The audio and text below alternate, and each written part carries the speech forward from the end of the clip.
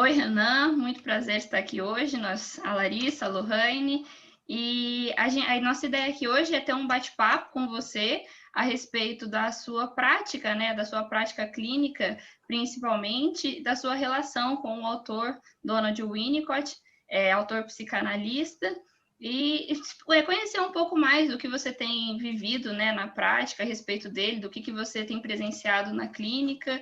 A gente agradece publicamente aqui você ter topado nosso convite, de poder conversar um pouco, explicar um pouco mais sobre isso e interagir um pouco com a gente que está saindo da graduação agora para o mundo do mercado de trabalho, para conhecer um pouco de como funciona esse universo winnicottiano que é tão rico, tão bonito. Então, se você quiser se apresentar, falar um pouco da sua experiência na prática, um pouco do porquê você tem essa afinidade com o Winnicott, pode ficar à vontade. Beleza, então, obrigado, Lohane, obrigado, Larissa, pelo convite.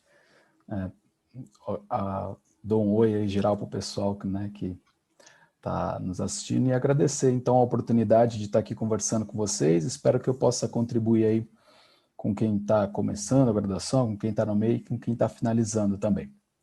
Então, meu nome é Renan, eu me formei, fiz a graduação em Santos, na Unifesp, fiz meu mestrado depois na PUC e atualmente faço meu doutorado na USP.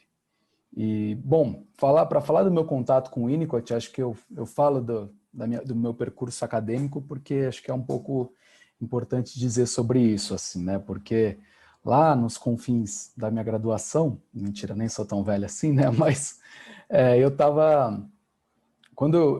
quem me apresentou o Winnicott foi uma professora que ela estudava Lacan, né? Ela trabalha com Lacan, então ela sentiu uma dificuldade assim em explicar, porque falava, bom, gente, eu não concordo muito e tal. Então, num primeiro momento eu acabei estudando mais Lacan, então fiz estágio usando Lacan e depois, comecei ali na clínica tentando utilizar Lacan, né? E aí porque eu falo tentando, porque ali já nesses primeiros meses eu via que alguma coisa não estava batendo, assim, sabe? Era a forma, eu lia os textos, ia para a clínica, e aí tem um momento, acho que específico, são dois momentos, mas eu já vou contar um pouco, né? Foi quando uma mulher que ela era do sul do país, da zona rural, e ela estava morando em Santos, e ela contou de uma cena que ela ficava muito triste, porque ela morava numa casa que ela conseguia ver uma árvore dessa casa que ela morava no sul. E aí ela falou que eu olho aqui pela janela e só consigo ver prédios, né? Se não me engano, ela estava morando em São Paulo, ou tinha morado, ela não estava nem morando em Santos. E ela falava, e eu fico muito triste com isso. E ela contando dessa árvore, ela começou a chorar. E aí eu olhei, putz, mas será que é neurótica, obsessiva, histérica? O que será isso aí? Aí eu falei, aí terminou a sessão, eu falei, não, tem alguma coisa muito errada nisso aqui, né? A mulher está me contando da relação que ela tinha com a árvore, do lugar onde ela vivia, e eu estou pensando se ela é neurótica, histérica, obsessiva, psicótica. Enfim, ali falei, opa, tem alguma coisa estranha. Fui buscar uma supervisão com um lacaniano, e aí ele usou uma metáfora que eu acho muito boa, assim, né? Ele falou assim, bom, a psicanálise, essa na parte boa, ele falou assim, a psicanálise é o filé mignon do saber. Eu falei, tá. Aí depois ele falou assim, a psicanálise é como um atleta que treina e os conceitos são quando ele vai para a academia, mas quando ele está no jogo é como quando você está atendendo. O conceito não tem que aparecer ali. Ó, boa explicação. Passou-se mais um tempo, eu percebi, mas não adianta. Não é que eu queria ver o conceito, mas a coisa, eu lia e achava que não tinha a ver com o que eu estava fazendo. Mais para frente eu falo um pouco disso, mas o meu encontro com o Winnicott se deu particularmente, né? Aí eu entrei no mestrado, comecei a estudar Dostoiévski, e aí encontrei um escritor que estava dando aula no Instituto de Psicologia Fenomenológica, que é o Instituto Dasein, um escritor que é o Juliano Peçanha, que estuda Sloterdijk e, em diálogo com o Winnicott, que não só estuda, mas escreve sobre isso também enquanto literatura. E ali foi um divisor de águas, assim, para mim, né? Aquela linguagem ali que eu encontrei nesse diálogo do Sloterdijk com o Winnicott, através das palavras do Juliano Peçanha, eu falei, opa, isso aqui fala com a árvore que a mulher chorou lá, né? Isso aqui sim, né, ressoa, isso aqui sim me faz sentir que eu estou, né, exercendo um trabalho com aquela pessoa que antes era meio que um exercício mental de tentar identificar a teoria em cada coisa que ela falava, né? Então, a partir daí, né, foi meu encontro com o Winnicott e aí acho que uma coisa que eu já queria deixar bem claro, assim, não sou o winnicottiano, né, até falei para a Lohane quando ela me convidou, falei, olha, eu não me identifico assim como um winnicottiano e acho que encontrei alguns companheiros companheiros, né, nesse percurso de que não se identificam exclusivamente com um autor da psicanálise, né? Então eu fico aí nesse jogo Fenomenologia e Psicanálise e dentro, né, dessa importância de Winnicott hoje, tem um livro que eu até separei, esqueci de comentar com vocês, mas eu separei uma pequena bibliografia assim, que eu vou comentar aqui, aí vocês podem colocar depois na descrição do vídeo, alguma coisa assim. Um livro que chama Por que o Winnicott, do Leopoldo Fulgêncio, ele fala a importância de Winnicott hoje para diversas áreas, né? Então, dentre elas, a sociologia, né, como a gente trabalha no grupo do Labor um pouco a política, né? Então, é um autor da assistência social, se a gente vai pensar o livro Privação e Delinquência. Então, acho que é um autor que, dentro da psicanálise, ele tem essa distinção de dialogar com diversos campos, a educação é um outro, né? Então, acho que isso ele tem uma atualidade muito grande.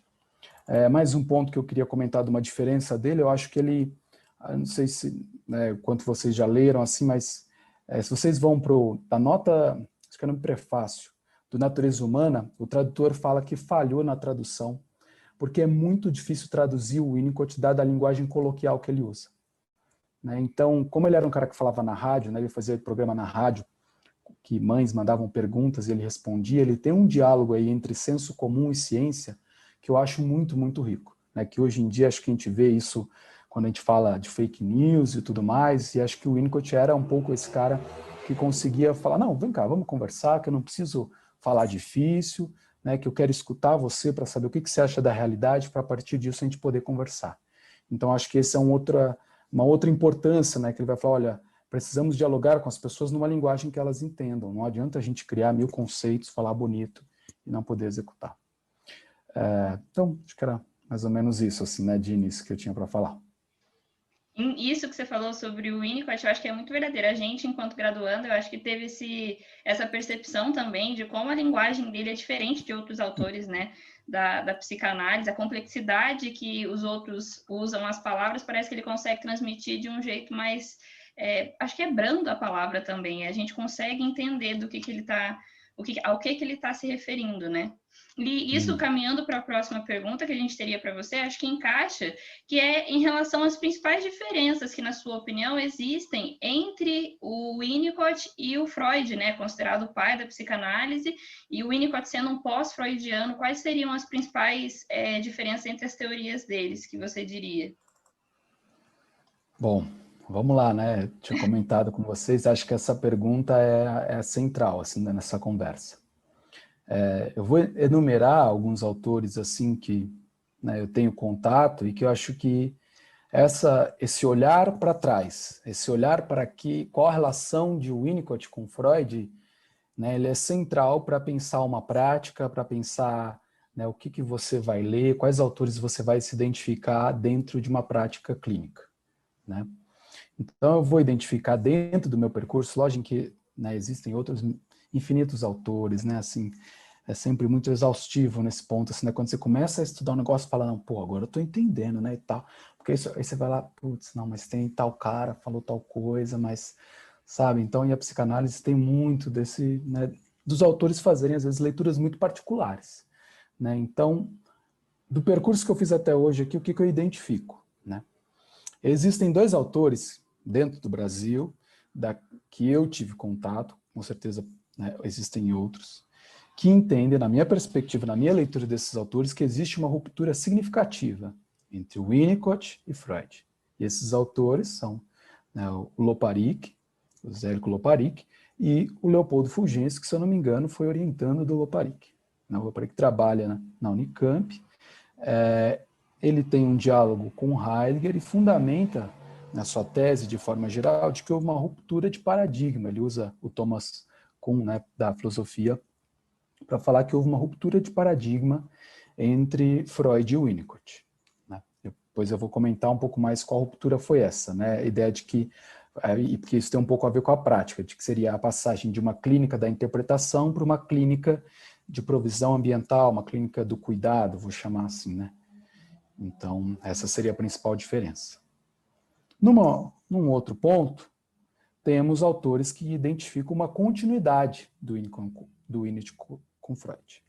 Esses autores, na minha opinião, são, né, o meu orientador, que é o Gilberto Safra, ainda que ele não entre muito nesse debate, porque acho que ele está interessado mais em adicionar elementos à teoria do Winnicott mais do que identificar o Winnicott na tradição psicanalítica.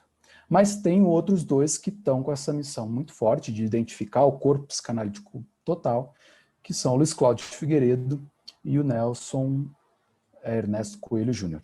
Né? São dois professores da USP, o Luiz Cláudio está aposentado, mas eu recomendo aqui, que também está na bibliografia, que é um livro chamado Adoecimentos Psíquicos e Estratégias de Cura, né? Matrizes da Psicanálise na Atualidade, alguma coisa assim o nome. Não sei se vocês tomaram contato com um livro meio clássico assim, para falar da psicologia, o Matrizes do Pensamento Psicológico, do Luiz Cláudio? Eu tive contato com esse livro. A gente até foi na História da Psicologia, Matrizes do Pensamento, a gente teve que ler esse livro do Luiz Cláudio. Em geral, ele aparece nesse momento mesmo, assim, diferenciando ali corrente hermenêutica, corrente não lembro, naturalista, se não me engano, enfim, ele identifica uma série de correntes. Nesse livro, eles fazem isso em relação à psicanálise. E aí, qual que vai ser o lugar do Winnicott dentro da psicanálise? Eles vão diferenciar duas principais correntes. A matriz que eles vão chamar Freud-Klein, Freud-Kleiniana, assim, e a matriz ferenciana. O Winnicott estaria dentro dessa matriz ferenciana. Né? Isso porque, e aí eu acho que é uma curiosidade meio... A gente vai estudando psicanálise, a gente vai vendo que tem uma série de fofocas assim que são mais importantes às vezes do que os conceitos, na minha opinião. Qual que é a fofoca da vez? O Winnicott, né, isso eu descobri numa aula com o Nelson, ele fazia parte...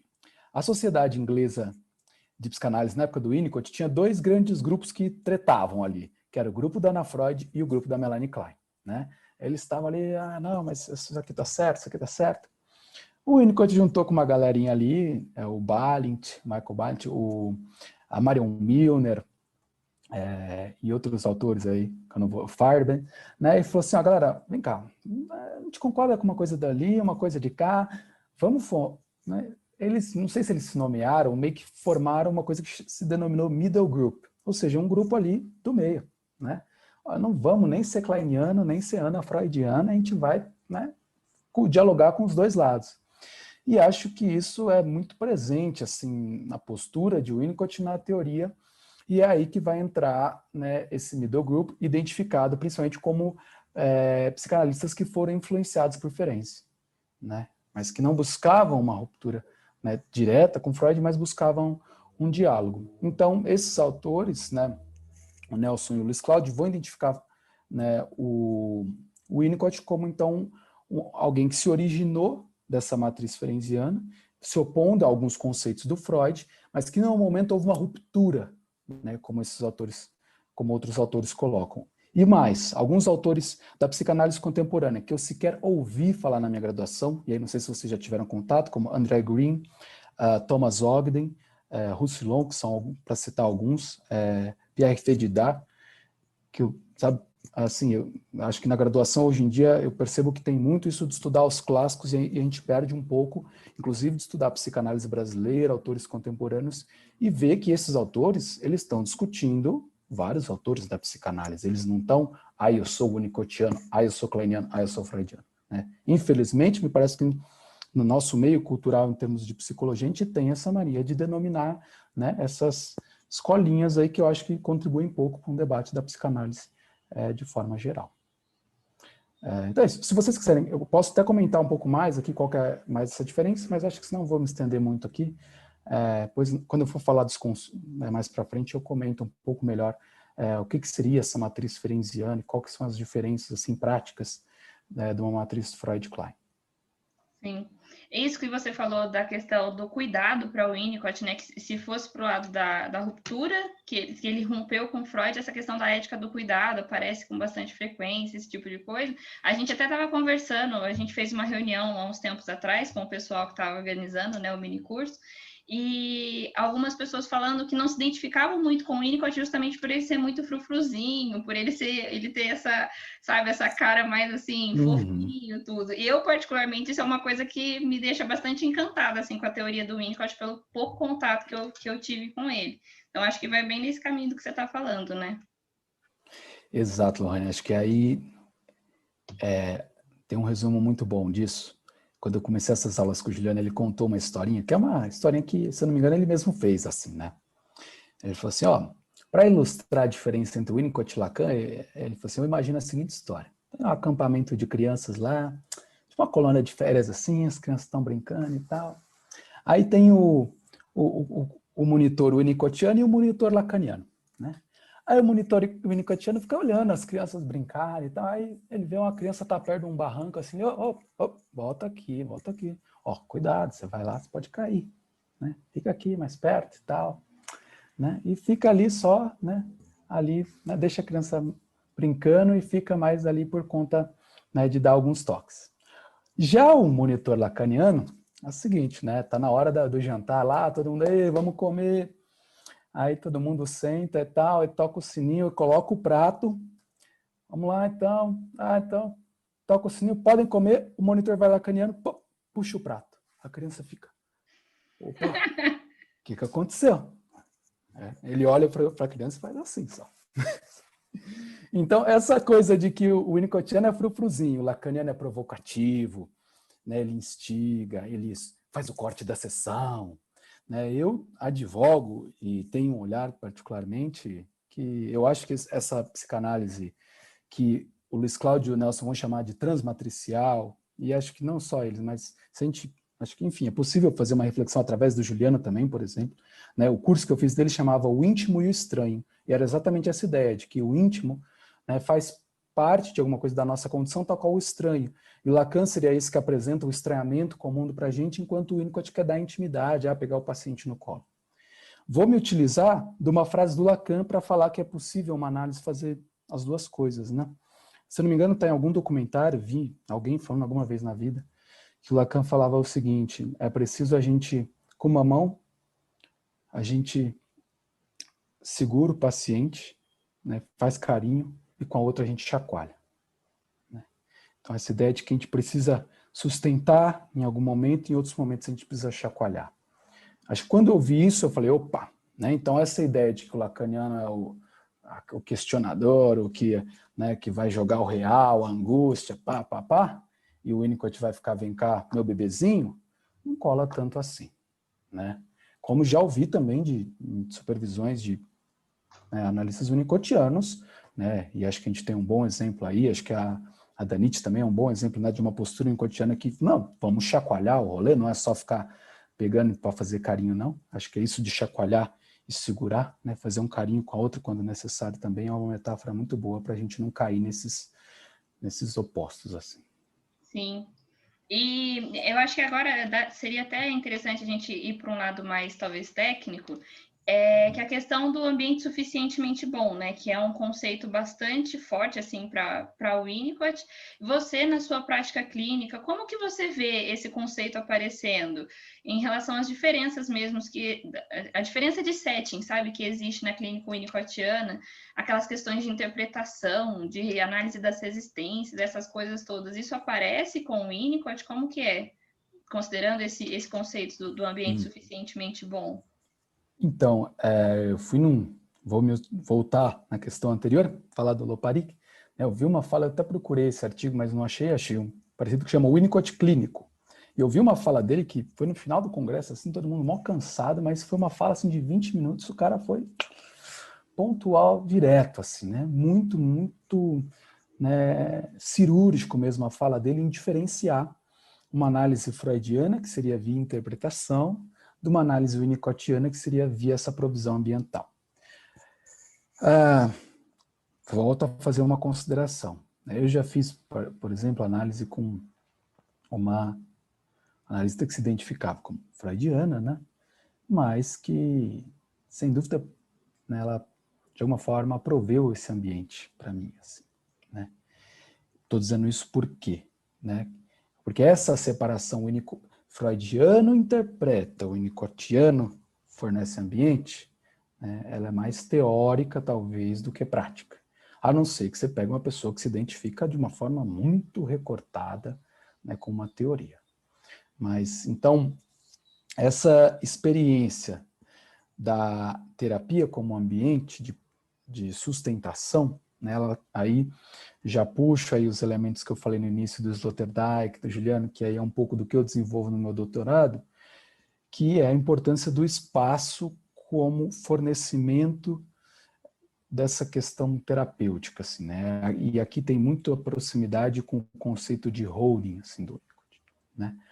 O Sloterdijk é um autor que trabalha muito a questão da intimidade, como eu falei, né? O curso do Juliano foi íntimo estranho, e a intimidade, acho que é um conceito-chave para poder caminhar no que seria essa terapia como um ambiente suficientemente bom, né?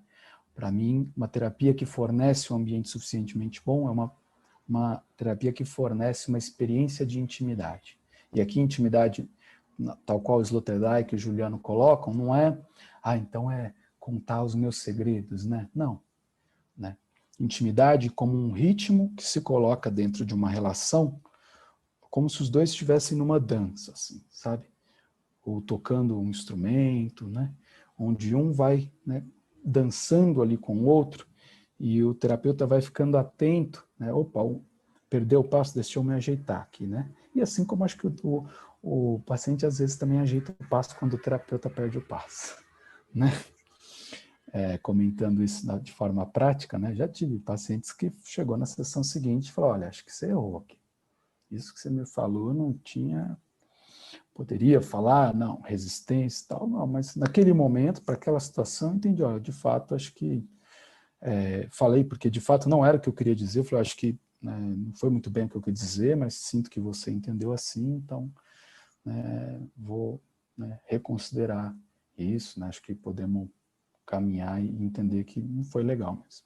Então essa reconsideração, e aí vai se aproximar, na minha perspectiva, vocês não vão ver muito isso, né, teoricamente, de terapias que vão aí denominar existenciais humanistas. Acho horrível esse termo assim, né? Mas que vão chamar no foco na relação. O Leopoldo trabalha isso muito bem, se você procurar no YouTube, ele tem uma série de vídeos onde ele coloca, né, qual seria essa proximidade de Winnicott com a questão do existencialismo. Pelos termos que ele usa, da continuidade de ser, né, da questão do espaço, da espontaneidade, são todos termos que de alguma forma da criatividade, que você pega ali um Rollo May, por exemplo, você identifica umas coisas, né? E acho que o Leopoldo vai muito bem nessa aproximação. Mas não estou aqui para fazer isso, já briguei demais com isso, em tentar conversar psicanálise com fenomenologia, então deixa isso para lá, né? Então, nessa provisão desse ambiente suficientemente bom, né, estava falando dessa dança e tudo mais, eu queria comentar a respeito do atendimento online, né, assim, como é que fica isso? Até estou adiantando umas coisas, mas eu acho que essa dança, ela coloca muito em jogo a questão do corpo. De que forma? E aí vou contar mais uma situação que eu vivi no consultório aqui. Depois, mais um tempo, eu já tinha desistido do Lacan e tal, estava atendendo uma outra moça, e ela, né, tinha ali uma questão com relacionamentos, ela não conseguia muito se entregar para os relacionamentos, vamos dizer assim. Sempre achava que a pessoa ia trair ela, ou não ia dar certo por algum motivo e tal. E um dia ela veio com a seguinte metáfora, assim, né? Ela falou assim, Renan, é como se a pessoa pegasse minha mão, assim, fizesse uma série de cortes. E ao invés, depois de poder passar algo para curar, ela vai embora. Mas na hora ela não explicou de uma forma tão clara. Eu falei assim, não, mas fala de novo. E ela falou, eu não entendi. Aí eu me levantei da minha cadeira, peguei uma caneta e falei, como assim? Aí dei minha mão para ela. Ela pegou a caneta e falou assim, ó, é como se a pessoa fizesse um monte de cortes. E aí, riscou aqui minha mão. E aí, depois ela não se preocupa em curar aquilo. Aí eu virei a caneta e falei assim, ela não passa um metiolate, assim, né? Então, ela falou assim, não acontece isso. E aí eu falei, E aí eu de fato entendi, porque eu não estava entendendo do jeito que ela estava falando. Foi uma coisa meio de ímpeto, assim, né? Depois que terminou a sessão, eu fiquei pensando, falei, será que eu fiz certo? Levantei da minha cadeira, fui lá, né? Dei a mão para o paciente. E aí eu, né, fui comigo, era um amigo que eu costumava discutir uns casos com ele e tal, falei, oh, aconteceu isso e tal. E ele fez o seguinte comentário, assim, mas como é que você acha que é a questão da castração para ela? E aí eu fui entendendo que algumas linguagens, né, não serviam mais para mim mesmo, assim, né? Quando, né, meu amigo, e ele trabalha até hoje com Lacan, identificou isso mais com o fenômeno como castração, e aquilo era da ordem de estabelecer um cuidado que pudesse ter uma dimensão corporal para significar o que era uma relação de cuidado ou não para aquela paciente, né? Eu estava entendendo aquela situação numa outra linguagem, né, que esse meu amigo não estava entendendo. Então, tem esses exemplos assim. Quando eu falo do corpo em jogo, não é sempre que eu quero falar, precisa abraçar, precisa pegar na mão do paciente. Não, não é isso. Eu gosto de usar de exemplo para falar disso a questão do silêncio, né? E aí eu falo do atendimento online de que forma? Me parece que, na minha experiência, o silêncio no atendimento presencial ele se dá de uma forma muito diferente do atendimento online, né?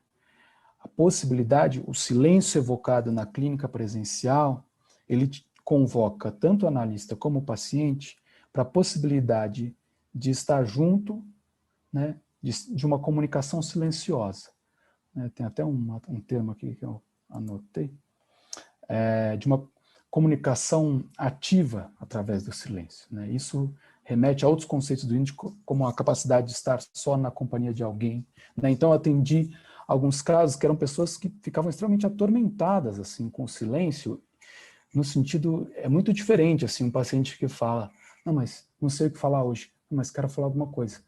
É muito diferente isso de alguns pacientes que você vê que eles estão se beneficiando do silêncio. E qual que é o benefício do silêncio para eles? Que eles percebem que eles não precisam ficar o tempo inteiro matutando sobre o que o outro está pensando para estar junto com a outra pessoa. Pode ali ficar em silêncio, né? Existe a conquista de uma tranquilidade de estar com uma outra pessoa sem estar, né, num esquema de, mas não, eu estou aqui gastando meu dinheiro, mas eu estou agradando, não estou agradando, o que ele será que quer que eu falo? Mas eu preciso falar disso, sabe? Sem fazer listinha para falar. Eu acho que isso, vou usar aqui, né? Enfim, acho que tem sua utilidade o coaching para algumas coisas, mas eu vejo que algumas terapias, por exemplo, a dimensão do silêncio perde isso, e acho que essa é uma das grandes contribuições de Winnicott, assim, sabe? De poder dimensionar que nem tudo precisa ser falado, de que talvez o terapêutico está no silêncio, não no falado. Um último caso, para ilustrar isso, o Sloterdijk cita no Esferas 1, que é um livro dele, um caso de um paciente relatado por um psicanalista que ficou 1 ano em terapia e em silêncio, né? Por volta de 6 meses ele falou assim, estou um pouco melhor, depois de 1 ano ele falou, já estou bem, e foi embora. Aí eu contei isso uma vez, aí uma pessoa numa palestra, a pessoa levantou a mão e falou assim, isso aconteceu com a minha mãe. Ela foi para o Japão, ficou muito impactada com a cultura lá, quando ela voltou, né, ela foi para a terapia e ela falava, eu estou me sentindo melhor, mas eu não falo nada lá, não sei por que eu melhoro, né? Então, são alguns elementos assim que eu acho que vai meio na contracorrente do que a gente vem pensando como terapêutico, de expor os sentimentos, de pensar melhor em interpretação, né? Às vezes, essa questão do ambiente, ela está num lugar outro, esse, do que pensar a melhor fala, né? Um outro autor que fala disso muito bem, que está fora da psicanálise, é o Yalom, assim, o Irving Yalom. No livro Desafios da Terapia, ele fala que o que ficou mais marcado para os pacientes não foram as interpretações que ele fez, mas coisas que ele fez pelo paciente, um dia que ele conseguiu encaixar um paciente que pediu uma sessão, que para ele foi muito importante, né? Então, acho que tudo diz desse ambiente enquanto relação que é sustentável. Então, Renan, você estava falando, né, dos atendimentos online e como que fica a questão da tecnologia hoje em dia, né? Como que você enxerga isso do ponto de vista do Winnicott, também de toda a sua experiência? Como que fica a tecnologia, tanto em relação aos atendimentos online, ou até na relação mãe-bebê, que era tão importante para o Winnicott? Como que você enxerga tudo isso? Então, essa é uma questão que eu tenho um apreço especial, assim, né? A gente, no momento, estamos sem nenhuma atividade, mas a gente formou na USP, né, alguns alunos da graduação, outros da pós, um núcleo de estudos de psicologia e campo digital, né, lá na USP, e durante uns 2 anos, assim, a gente fez atividades frequentes, né? Acho que no semestre passado teve até alguma atividade, mas aí a gente está meio parado, assim, mas teve... durante muito tempo, assim, a gente se dedicou a isso e, enfim, a todo uma complicação, assim, para a discussão, mas ao mesmo tempo algo muito instigante, assim. Primeiro que eu acho que, assim, no geral, eu acho que todo o nosso percurso, assim, na graduação, pelos autores que a gente lê e tudo mais, a gente chega com um olhar já meio pessimista, assim, para a tecnologia, né? E é inevitável que ela tem muitos pontos ruins, assim, né? Sobretudo no impacto nas relações. Mas eu acho que para pensar ela, né, pensar a relação do ser humano com a técnica, assim, eu acho que, né, enfim, tem autores aí que às vezes a gente acaba não entrando em contato. Então tem um autor que chama Humberto Galimberti, que tem um livro que chama Psique e Techne, eu gosto muito, assim, porque ele fala que o ser humano se faz através da técnica, né? E essa tecnologia é mais uma técnica, mas não é uma técnica qualquer, né? Tem uma outra autora, que infelizmente não tem nenhum livro dela traduzido no Brasil, que é a Sherry Turkle. Ela é do MIT, já tentei traduzir um livro dela, mas nenhuma editora teve interesse assim, mas sigo nessa possibilidade aí.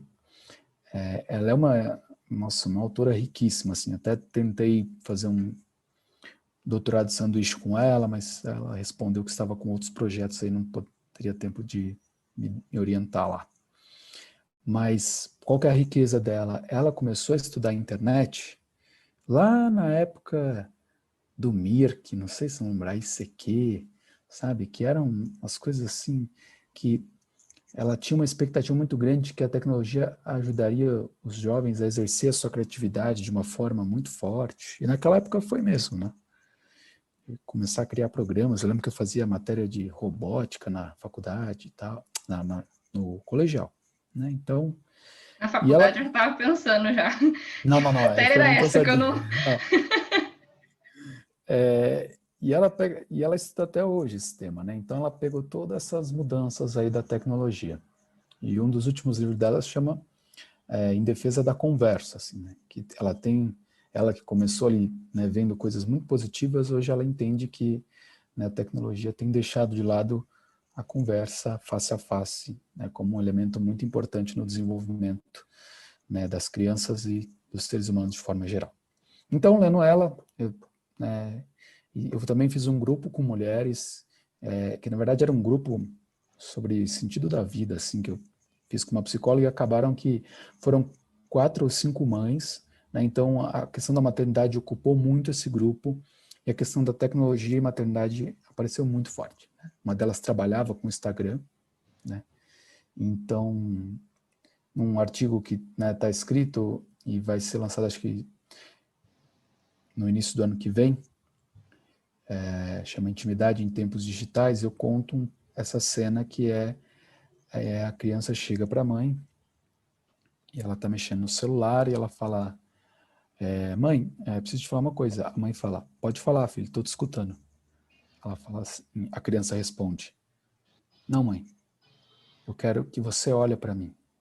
E a mãe que estava mexendo no celular, ela pega o rosto da mãe, assim com as 2 mãozinhas, e faz assim para ela, né? Então, gestos como esse vão nos dizendo que algo de errado não está certo, né? No sentido de que essa dimensão que a tecnologia dá, do estou te escutando, né? De que, de alguma forma, e eu acho que o trabalho remoto trouxe isso de uma forma muito, muito forte, né? Conversa com pessoas. Não, o bom do trabalho remoto é que você fecha a câmera, você está na aula, né? É que a aula ainda virou uma coisa muito estranha, né? Mas está numa reunião, sei lá, eu fecho a câmera e vou fazer outra coisa, né? Então, essa ideia de que podemos fazer várias coisas ao mesmo tempo, eu acho que é uma situação muito complicada, assim, né? E aí, a Sherry Turkle cita nesse livro dela estudos de que, tipo, crianças que... aqueles estudos meio americanos, assim, né? Super recortados, mas que as crianças foram para um acampamento que não podia levar celular nem nada, e aí submeteram elas a uns testes sobre expressão facial. Então, deram umas imagens de atores, tal, para elas identificarem se estava triste, se estava alegre, e depois de 4 dias deram as mesmas imagens, que elas reconheceram de forma, né, mais aprimorada essas emoções depois desses dias sem celular. Mais do que ficar falando que o celular é o demônio né, em situações como essa, eu acho que, né, cabe a reflexões particulares, assim, né? Vamos dizer, de que a relação do corpo, né? O brincar em relação ao corpo, né? Eu acho que são questões. Aí eu já vi pediatras falando, não, criança tantos anos, tanto tempo de tela, né? Acho que mais do que criar métricas para isso é entender, né? Acho que a Julieta Jerusalinski, que é uma psicanalista que eu gosto muito, ela discute um pouco essa coisa da tecnologia, ela fala, né? Não é para ficar assim, agora é a hora de brincar com a criança, meu Deus, que chato isso, né? Pô, vai estender uma roupa, pega o prendedor, olha o jacaré, sabe? São coisas assim que, da ordem da espontaneidade, assim, né? Então não é tecnologia versus brincar com a criança na terra, lá se sujando, nossa, como era bom na minha época. Não é esse o conflito, né? O conflito é a capacidade de estar com uma criança sem estar com o celular do lado, né? A capacidade de poder, às vezes, a criança está enchendo o saco, mas o encher o saco faz parte né, não enfiar uma tela pela cala boca. Né? Eu acho que é coisa do dia a dia, assim. Não, ele vai atrapalhar a gente comer. Pô, né? Então, sabe? Mas ele vai se sujar na hora que sentar na mesa. Ele não vai deixar a gente em paz. Então, vamos, né, deixar ele ali, né, no celular. Tem horas que enche o saco, é óbvio que tem horas que enche o saco, né? Mas me parece que as telas surgem como essa saída muito rápida, muito fácil, que pode aí gerar algumas situações delicadas nessa relação facial, nessa apropriação corporal. Dentro disso, né, eu vi uma cena numa rodoviária uma vez que eu fiquei muito tenso, assim. Não sei se vocês já viram aquelas coleiras para criança, já viram? Não. Coleira para criança? Pois Eu procurem. imagino que é agora que você falou, mas nunca vi, não. No Mercado Livre tem de 2 tipos, né? Tem uma que é uma mochilinha, que aí prende aqui no pulso do pai, e aí a criança veste como se fosse uma mochila, e aí tem uma mola aqui, entre ela e o pai e a mãe. E tem outra que é no pulso da criança e no pulso da mãe e do pai. Podem procurar. E eu estava numa rodoviária, assim lá, esperando o ônibus, quando eu olho assim dentro de uma sala dessas de espera, a mãe sentada no celular, que é isso, né? Muito emblemático, mas em relação a essas coleiras eu tenho uma crítica especialmente forte, assim, mas... porque eu já vi, né? Você procura aí na internet, você acha a cena... eu já vi aqui, né? Eu moro aqui em Curitiba, perto do Jardim Botânico, já vi pais andando com crianças no Jardim Botânico com esse negocinho no pulso, né? Que eu chamo de coleira. Não sei se tem um nome mais chique para isso. E aí a mãe estava no celular e a criança na mesa da frente, assim, só tinha ela e a criança na sala, a criança brincando de bonequinho, assim. Aí o Homem-Aranha ia lutar com o Hulk. Só que tinha um detalhe, o Homem-Aranha não conseguia encostar no Hulk, porque o braço dela não chegava, porque estava preso no braço da mãe, mexendo no celular. Então, né, para Winnicott, que é um autor que fala, né, do corpo como esse lugar onde a criança vai poder experimentar o mundo nesses primeiros momentos, né, e ali já era uma criança, né, grandinha, assim, nos seus 5, 6 anos, é muito delicado quando a gente vai para esse tipo de situação, onde há uma restrição de movimentos corporais, né, para ter uma paz aí, seja para mexer no celular, né, eu acho que isso, né, que a gente vê em autores como o sociólogo, né, o Frank Furedi discute, de pais que, né, querem ter filhos, mas o filho não é a mesma coisa que o pet, então, né, no caso dessa família que eu vi aqui no Jardim Botânico, na minha perspectiva, tinham 4, 5 irmãos, e a criança menor, tipo, de uns 5, 6 anos, estava com a coleira na mão. Falei, pô, esses irmãos não podem ajudar a olhar desse irmão, assim, né? Não, mas eles não vão dar o cuidado, olhar para a criança da forma como tem que olhar. Então, toda essa paranoia vai gerando essas ferramentas, a câmera, né? Vou deixar uma câmera lá que eu fico mais seguro, né? Meu Deus, né? Essa câmera também, meu Deus, vou nem falar. A câmera, começa a câmera do bebê, né? Vou deixar no quarto para dormir, né? Depois, não, mas ele não tem que tomar cuidado para ver com o que ele está fazendo no quarto dele, aí vai para os 10, 12 anos, né? Então, situações delicadas aí que eu acho que a gente tem que poder pensar e entender qual a finalidade, em qual circunstância se usa, né? Todos esses detalhes aí. E as relações pessoais, elas acabam se perdendo muito, né? Toda a espontaneidade que existe ali parece que passa despercebida, né? Exato. E você antes tinha falado, né, da pandemia, então a gente consegue fazer várias coisas ao mesmo tempo. E em relação à ansiedade, à depressão, essas psicopatologias aí que estão muito presentes no nosso cotidiano, né? Então, cada vez mais, ou a gente está tentando fazer, até essa coisa de tentar fazer um monte de coisa, dá essa sensação de ansiedade, né? De querer toda hora terminar, fazer trabalho, cuidar das coisas. Como que você enxerga isso na clínica? Tendo essa leitura assim, winnicottiana disso, hoje em... Eu estava lendo um livro esses tempos que eu gostei, assim, né? Tem alguns livros que eu gostei mais, outros menos, né? Mas do Luiz Felipe Pondé, a respeito que chama Você é Ansioso, assim. E acho que ele coloca ali a ansiedade de uma forma um pouco mais sociológica em alguns momentos, às vezes ligando com a questão da tecnologia, né? Que eu tenho um receio que quando a gente vai discutir saúde mental na pandemia, assim, eu tenho falado isso em lives e tudo mais, né, que o meu medo de quando a gente falar vai ter uma crise de saúde mental pós-pandemia, as pessoas interpretarem isso cada vez mais num âmbito extremamente individual, assim, do tipo, ou eu tenho saúde mental ou eu não tenho. Estou cuidando, não estou cuidando. Esses dias eu vi no Twitter, não existe isso de pessoas tóxicas. Todos nós somos tóxicos. A diferença é que uns trabalham a sua toxicidade e outros não. Essa ideia de que eu trabalho as coisas ruins em mim, sabe? Eu vi uma mulher falando sobre isso também, que a questão da toxicidade não é para você se afastar de pessoas tóxicas, é para se afastar de pessoas que não trabalham a sua toxicidade. Essa daí mesmo que eu vi, essa mesmo. Fala sério. Né, parece que essa coisa, ansiedade, depressão, é uma coisa que você tem em casa, tipo nem é uma comparação tão boa, mas sei lá, um vasinho que você rega ou não. E não é assim, né, que funciona nesse sentido. Né? E mesmo um vasinho, vamos pensar na metáfora do vasinho, eu gosto muito dessas metáforas com planta, com alimentos e seres humanos. Às vezes a gente está com, mas a gente é meio máquina, assim, precisamos trabalhar, não processei tal experiência, porque tal trauma está armazenado em mim. A gente usa essa linguagem meio tecnológica para falar da gente, às vezes uma linguagem meio de jardinagem e alimentação vai até melhor às vezes. Né? Então vamos pensar na questão do vasinho. Um vasinho não é só você aguar ele, é saber onde ele está, se ele está pegando sol, se é uma planta que precisa pegar sol ou não. Quanto tempo ela precisa de sol ou não. Né? E assim a gente pode pensar, acho que também a ansiedade e depressão nos tempos atuais. Não colocar ela como essa coisa, eu tenho ansiedade. Né? Eu tenho, né, percebido isso na clínica atual e, né, numa supervisão com uma ex-aluna minha, ela comentou isso, eu percebo que as pessoas chegam falando de ansiedade, mas passa 2, 3 sessões, elas não falam mais disso, assim. Por que é isso? Porque não tem muito o que falar.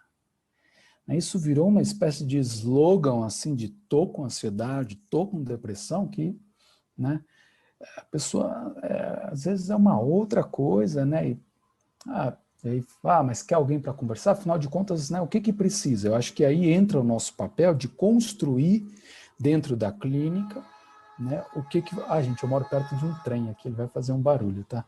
Se tiver difícil de ouvir, vocês falam que eu interrompo e aí depois Tá tranquilo. Beleza. Ele tá um pouco longe, às vezes quando ele chega mais perto, fica um pouco mais alto. Então, né, essa coisa da ansiedade como esse slogan, e aí quando vai, né, entendendo melhor, às vezes a pessoa não tem muitas amizades e tal, acho que entender melhor e construir essa demanda né, junto com essa pessoa, é inclusive parte do nosso trabalho para poder falar, ó, afinal de contas, né, poder virar para o paciente o que a gente está querendo aqui, né? Mas às vezes não se sabe muito bem o que está buscando. Sim, é sempre uma dimensão de que a gente de fato não sabe o que está procurando. Mas acho que em alguns momentos a gente, sabe, seria interessante, né, poder construir isso junto com o paciente, né, deixar mais ou menos claro para ele entender de que não é ansiedade, né, talvez seja uma outra coisa que, né, ele estava ali chamando de ansiedade que está acontecendo, né. Para o Winnicott, a ansiedade até tem, né, assim como a depressão, formas não patológicas e patológicas. Acho que nisso ele é um autor muito interessante, né, que ele tem um pensamento muito paradoxal, assim, né, de que nada é preto ou branco, né, tudo meio no cinza, assim, que é a situação, aquele caso que vai me fazer identificar se aquela ansiedade, né, está sendo uma forma de sofrimento intensa, e aí eu me utilizo um pouco para pensar a fenomenologia disso, que eu gosto sempre de pensar como é que eu sei que algo está sendo patológico, né? Acho que eu entendo de que forma aquilo está sendo uma restrição de possibilidade dentro da vida da pessoa, né? É uma ansiedade que ela fica paralisada, ou é uma ansiedade que ela está conseguindo se mobilizar diante da vida, né? O Winnicott fala da depressão como uma capacidade da gente se responsabilizar, de se sentir triste e de, né, se a ver com a nossa própria crueldade de alguma forma. Tem um livro do Fedidah que chama Um Elogio à Depressão, né, que vai falar que o depressivo ele consegue se restabelecer justamente pela sua capacidade depressiva, né? Se você ignora, se você tenta tirar dele essa capacidade, às vezes é justamente isso que pode, né, não funcionar, assim, né? A ideia de, não, deixa isso aí para lá, fica bem, né? Lógico que isso às vezes é muito muito tênue, assim, esse lugar do, não, mas você nunca deve falar isso para uma pessoa em depressão. Assim como o diagnóstico de depressão é muito delicado você generalizar que você nunca deve falar isso para uma pessoa, né? Então, acho que entender a situação pontualmente assim é o melhor caminho para poder, né, às vezes, como o Lacan falava, que eu acho que tem muito a ver com a prática do Winnicott também, às vezes chacoalhar, às vezes segurar, fazer um carinho, né, nesses casos também de depressão, ansiedade. Sim. Tá certo. E antes você até começou falando, né, da psicose, da neurose, que você ficou tentando ali interpretar a mulher que chegou vendo a árvore e tudo mais. E em relação à neurose e à psicose para o Winnicott, ele trata sobre isso, ele fala com esses termos, como que ele faz essa distinção, se ele faz alguma distinção ou não? Sim, faz, né? Mas aí eu vou comentar um pouco de como eu olho para isso hoje, assim, né, também. Eu vou só retomar rapidamente aquela distinção que eu falei entre a matriz Freud-Klein e a matriz Ferenczi, que eu acho que ela é muito importante para falar dessa diferença de estrutura, assim, né, que é estrutura nos termos lacanianos, né? Na matriz Freud-Klein, as patologias, né, o adoecimento se daria por uma situação de ativação. Ativação do quê, especificamente? De defesas em relação a uma situação vivida, né? Então, há um trauma, há uma situação de sofrimento intenso e as defesas vão tornar uma pessoa restrita nas suas possibilidades, né, vamos assim dizer. Já na matriz de Ferenczi, que é a mesma de Winnicott, esse adoecimento se daria por uma passividade. E passividade do que, especificamente? Que aí é uma ideia-chave para a gente entender essa diferença psicose e neurose. Uma passividade do ambiente em relação às demandas, né, ali de uma pessoa, de um bebê na sua fase inicial. Né? Então, uma passividade em não entrar nesse ritmo, né, que eu falei que o terapeuta às vezes entra, né, na terapia com o paciente. Então, deixar esse bebê, essa criança, né, numa questão de não se afinar com essas demandas, com esse ritmo dela, né, geraria aí o que o Winnicott chama da psicose. Né? A psicose, então, seria uma interrupção ou um bloqueio no processo de amadurecimento, né, naquilo que ele vai chamar de continuidade de ser. Né? Então, essa passividade é como se, e aí alguns vão chamar é como se fosse uma espécie de morte do psiquismo, assim, né? A ideia Para o Winnicott, o psiquismo é uma apropriação junto com o corpo, né? Ele não nasce pronto, ele é justamente através desses cuidados, né? E aí vou até acrescentar um outro termo aqui, né? Que eu já vi algumas pessoas falando isso, mas em vez de falar, figura materna, função materna, eu tenho gostado de usar o termo lugar materno, né? Que é justamente essa experiência do corpo a corpo, do colo, né? E aí, seja independente de gênero e tudo mais, né? É uma experiência de corpo a corpo entre duas pessoas que vai poder gerar esse cuidado que é totalmente necessário para que a criança, o bebê, se aproprie do próprio corpo, né? Do espaço, do tempo, experimente essa continuidade de ser. Né? A interrupção disso, né, desaguaria na questão da psicose. O Juliano tem uma literatura muito interessante sobre isso, especialmente no primeiro livro dele, que chama Testemunho Transiente, onde ele vai dizer que é uma experiência de estrangeiro de si mesmo, né? De não entender seu lugar no mundo, como é que as pessoas podem levantar, tomar café, tomar banho, ir para o trabalho, como se tudo isso fosse um absurdo muito grande, né? Então, eu acho que, e aí no segundo livro dele, que chama Recusa do Não Lugar, que é onde ele vai responder a esse lugar, né, de uma forma que a experiência possa, né, essa recusa desse não lugar que ficou diante dessa experiência interrompida. Já a neurose se colocaria como uma experiência, né, de uma constituição que aconteceu, né, mas que vai haver um sofrimento aí, né, diante da ambivalência, né? Acho que a ambivalência é uma das grandes contribuições assim, da psicanálise de forma geral, né? E aí não só da psicanálise, né? A gente pode pensar que na literatura a gente também já tinha indícios disso, mas de que existe um conflito da gente saber que às vezes a gente ama e odeia ao mesmo tempo, né? Então, assim como, né, um autor que eu tenho lido bastante, que é o Darmpohl, acho que às vezes a psicanálise cria conflitos diante dessa ambivalência, né? Nem sempre essa ambivalência, ela, né, como se a psicanálise chacoalhasse esse pano que está aí o tempo inteiro no consultório.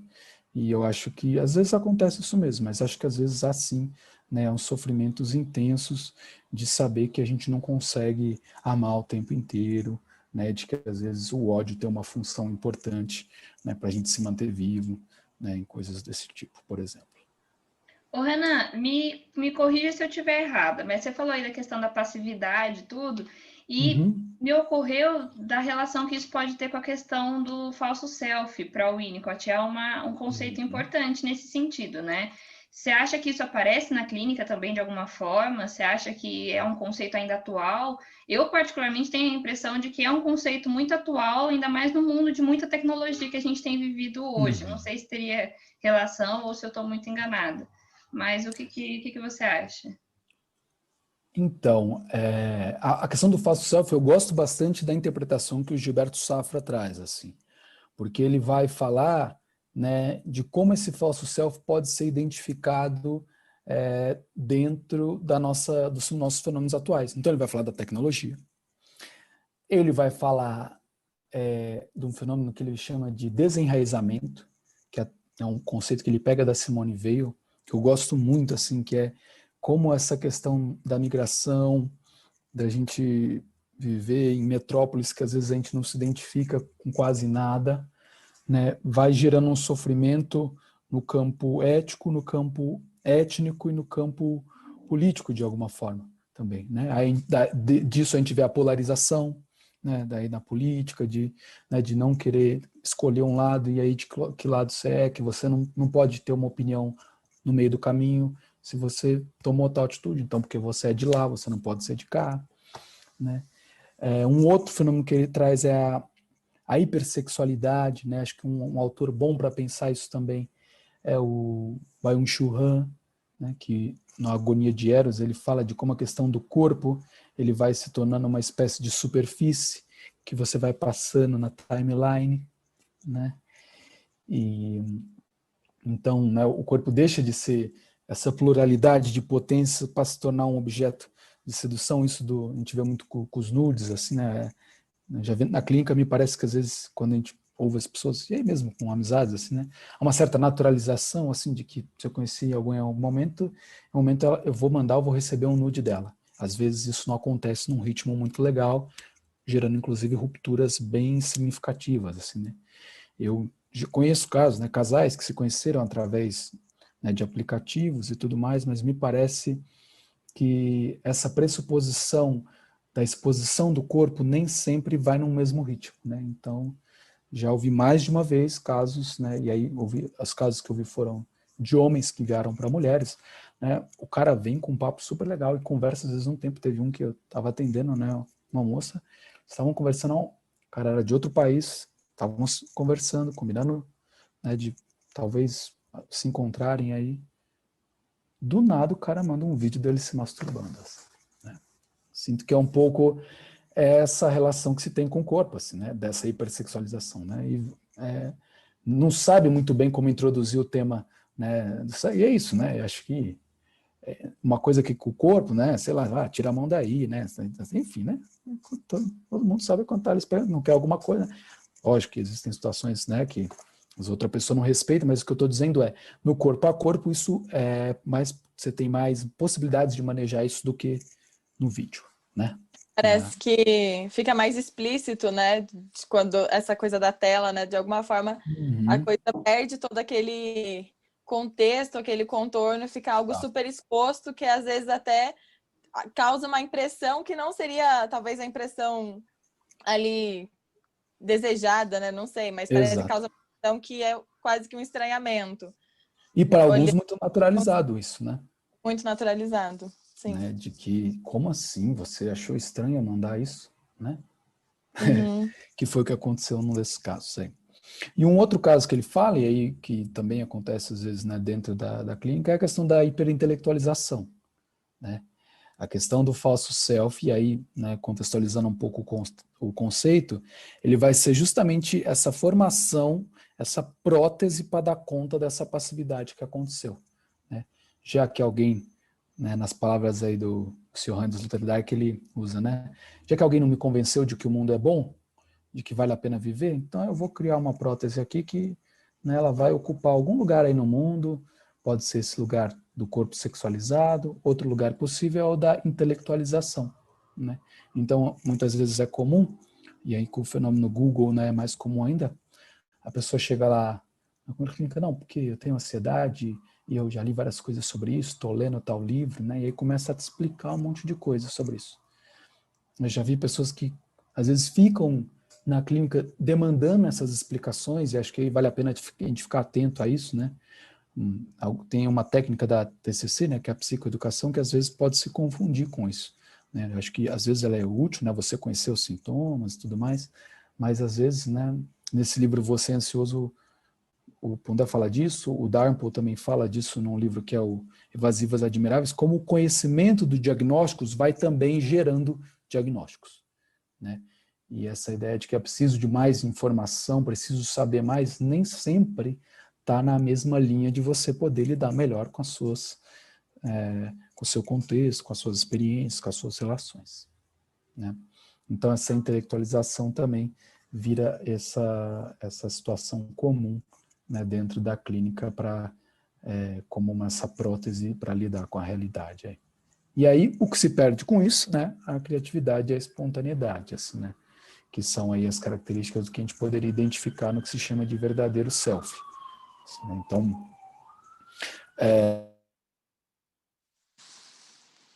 Então, o mundo entre falsos e verdadeiros selves, né, situações aí meio delicadas entre esses dois polos, mas me parece que, né, a espontaneidade e a criatividade, né, a gente vê nessa vida, às vezes, que fala, a vida de Instagram e tal, né, acho que, inclusive, acho que há pessoas que conseguem jogar com isso, assim, né, quando falam, acho que a gente vê uma avalanche de pessoas pensando expor, não, porque eu sou assim mesmo, porque eu não ligo, né, esse é meu jeito e tal, acho que isso também pode vir travestido de uma espontaneidade muito vendável, muito marqueteira, assim, né? Mas eu quero que essa imagem de que eu sou alguém falho, eu sou alguém que trabalha a minha toxicidade, né? Então, portanto, sou uma pessoa criativa e espontânea, se torna mais uma vez uma forma.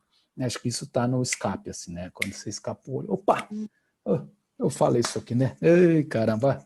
Nem esperar a vida que segue, né? Essa capacidade que eu acho que está em jogo aí, que o Winnicott está falando. Certo. E você falou sobre a criatividade, né? Sobre espontaneidade. O Winnicott, ele também trabalha muito sobre a agressividade. Como que ela aparece na clínica? Enxerga isso na sua prática? Ou até nas relações, né? Nas mídias hoje em dia. A questão da agressividade ficou muito marcada para mim, que eu trabalhei na minha graduação com um projeto de extensão em Santos com crianças que moravam nos cortiços de Santos, né? E aí eu lembro que o supervisor era psicanalista, né? E aí eram com pessoas de outros cursos. E aí, às vezes, né? A pessoa, não, vamos... As crianças, algumas, né, queriam sempre abraçar, estar próximo e tal, mas algumas eram muito, né, rebeldes, num certo sentido, muito a revelia de um contato assim mais próximo, né? Algo que o Winnicott poderia identificar aí com algo próximo da tendência antissocial, assim. E aí, acho que o que é muito interessante da agressividade é que nem sempre, né, essa agressividade experimentada nesses contextos, ela responde da forma como a gente espera, né, às vezes com carinho, com uma atenção, assim, né? Então, acho que o Winnicott traz um pouco essa agressividade possível como uma resposta diante das situações e da exigência de uma certa paciência e de um ambiente, de fato, que possa suportar isso, né? E aí entender o nosso papel de que não é a pessoa, às vezes, ou a criança, em uma hora ali na terapia que vai ser a grande diferença nessas situações, né? Acho que um trabalho com a família, com quem convive com essa criança, de poder também suportar essas situações é muito importante, né? Acho que às vezes a gente fica achando ali, né, que a gente vai conseguir fazer grandes coisas, tá? É importante, mas acho que o Winnicott tem o trabalho das consultas terapêuticas, né, que é muito importante, que é esse trabalho onde ele, né, busca também uma certa orientação da família, né, de poder suportar essas situações que a criança vive. Isso está muito bem expressado. Surgiu um filme aqui, um filme chamado Aprendendo a Ser Pai. Vocês já assistiram? Não, esse não. Vou contar o início, assim. É um cara que ele vai adotar um menino, e o menino ele vive no abrigo dentro de uma caixa de papelão. E a forma, olha que, né, muito rico esse filme, assim, a primeira comunicação dele, né, ele vai lá visitar o menino, isso daí ninguém conversa muito com ele, ele fica dentro dessa caixa. Ele começa a conversar com o menino dentro da caixa, o menino tá dentro da caixa de papelão com uma bola, e aí a abertura da caixa está aqui, ele joga a bola para fora. Aí o cara pega a bola e devolve para dentro. E alguns dias ele vai lá e eles ficam jogando a bola um para o outro. Acho que isso é muito expressivo, assim, né? Aquela ideia que eu falava do silêncio, de uma comunicação não necessariamente verbal. E aí, né, aos poucos ele vai se aproximando do menino e ele, né, adota o menino, leva o menino para casa e aí acontecem umas situações de agressividade muito fortes lá, né? Assim, né, esse desespero de que o menino entende que em algum momento ele vai ser abandonado por ele, né?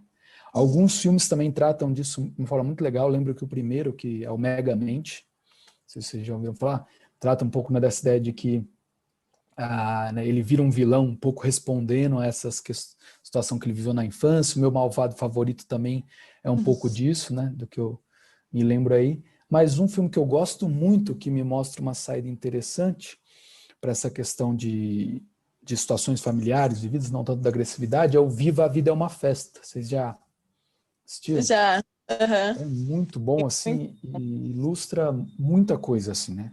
Se a gente pensa, por exemplo, a ideia da continuidade de ser, né, de conexão entre antepassados, presente e futuro, e ele viveu uma situação, né, ali com a família de que, né, você não vai tocar violão, você não pode ter contato com a música, porque na nossa família a música não entra, né, e ele consegue contornar isso aí, não sem muita luta, né, muito esforço aí dele de poder driblar isso, mas acho que é um filme muito bom assim para pensar essa espontaneidade, essa criatividade, né, que é conquistada aí às duras penas, não vem de graça não, né? Ele podia se conformar com seu sapateiro aí, mas acho que essa agressividade também pode ser manifestada, né, um pouco nessa luta assim para conquistar, né, aquilo que a gente entende que é interessante para a gente, que a gente busca, que nem sempre vai corresponder com a demanda das pessoas que estão ao nosso redor. Assim.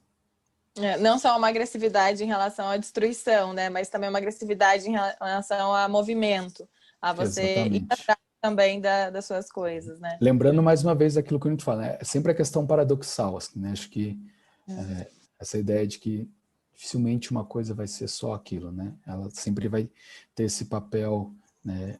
Isso e aquilo ao mesmo tempo, né? O Winnicott, ele é assim em diversos âmbitos, né? Porque a gente até conversa entre a gente a questão do Winnicott, a questão, por exemplo, da prática e da teoria, é muito ligado, uma coisa sempre se intercalando com a outra, a questão da ambivalência, da agressividade, da criatividade. Eu acho muito interessante isso, essa perspectiva do Winnicott. Essa é uma marca muito forte, assim, que eu acho que o Leopoldo Fugêncio vai até conectar isso com o Kierkegaard, né, que é um autor lá do existencialismo que vai falar que não era possível pensar o ser humano fora do paradoxo. Né? Então, eu acho que teorias no geral que possibilitam a gente entender, né, esse paradoxo do ser humano como algo que está na sua condição de habitar o mundo, né, colaboram muito aí para a gente poder compreender e estar no mundo de alguma forma também, né? Sim, tá certo. Eu acho que era isso, né? Muito obrigada. Nossa, foi muito rico te ouvir da prática e com todos esses autores que, infelizmente, na graduação, acho que também a gente nem teria tempo para ver toda essa profundidade, mas também que às vezes isso acaba passando despercebido, né? Passar batido esse acesso, a gente ter todos esses autores que você trouxe aqui hoje. E acho também que a gente que está saindo da graduação agora ter um pouquinho de contato com isso, de como que é o mundo fora da faculdade, acho que é interessante. Já me rebelei muito assim com a minha graduação, do tipo, não tive isso, não tive aquilo, meu Deus do céu, como é que pode, né? E eu acho que hoje, o que eu, né, quando eu converso com alunos que estão no último ano, assim, né, mira naquilo que te interessa e vai, assim, e às vezes vai mudar de caminho, né, que quando eu terminei eu me interessava por Lacan, foi um pouco, né, depois fui para outros cantos, mas ficar nessa lamúria em relação à graduação é inevitável, assim, é uma área muito plural, com muitos autores, com muitas perspectivas diferentes desses mesmos autores, então desencana de achar que dava para ser muito melhor. Assim, né? Foi um leque, foi um cardápio, e acho que é importante seguir naquilo que de fato interessa e se esforçar, né, e dedicar naquilo que você entende que é importante para você. É isso aí. Então, muito obrigada, Renan, pela sua participação aqui hoje, pela disponibilidade, pela lista bibliográfica que você deu para a gente aqui. Eu vou anotar, vou comprar, vou assistir. Muito legal isso. Valeu. Essa abertura de possibilidades. Muito obrigada.